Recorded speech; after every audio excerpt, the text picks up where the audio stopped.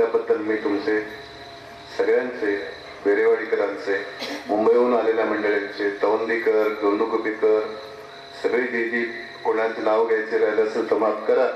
इकडून तिकडून नैसरीकर सगळी मंडळी आलेली आहेत. त्या सगळ्या मंडळींचे मनपूर्वक आभार. एक नम्र विनंती, तुमच्या सकट सद्गुरू मलाही अशीच सतत स्मरणात, नामस्मरणात, अनुसंधानात राहण्याची बुद्धी देऊन अशी प्रार्थना आपण सगळे करूया. आणि आजचं माझं मी बोलणं इथे थांबवतो. एक फक्त सूचना करतो.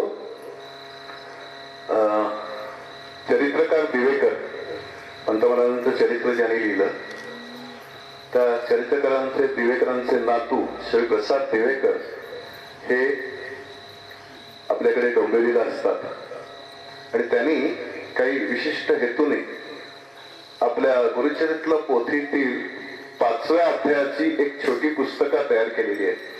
आणि ती पुस्तिका ही इथे वितरणाकरता मोफत वितरणाकरता माझ्याकडे त्यांनी पाठवलेली आहे की बेरेवाडीला जात आहे दत्ता जेमसे आणि प्रसाद देवेकर या दोघांनी. तर ती पुस्तिका तिकडे सगळ्यांना मोफतच आहे ना, बरोबर ना?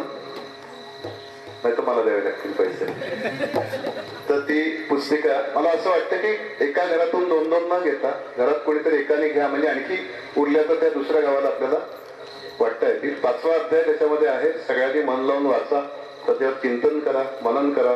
काय अडलं तर प्रसाद देवेकरांना पुढच्या प्रवचनाला इकडे बोलवून घ्या, म्हणजे ते तुम्हाला सांगतील की काय करायचं. ओके, थांबू.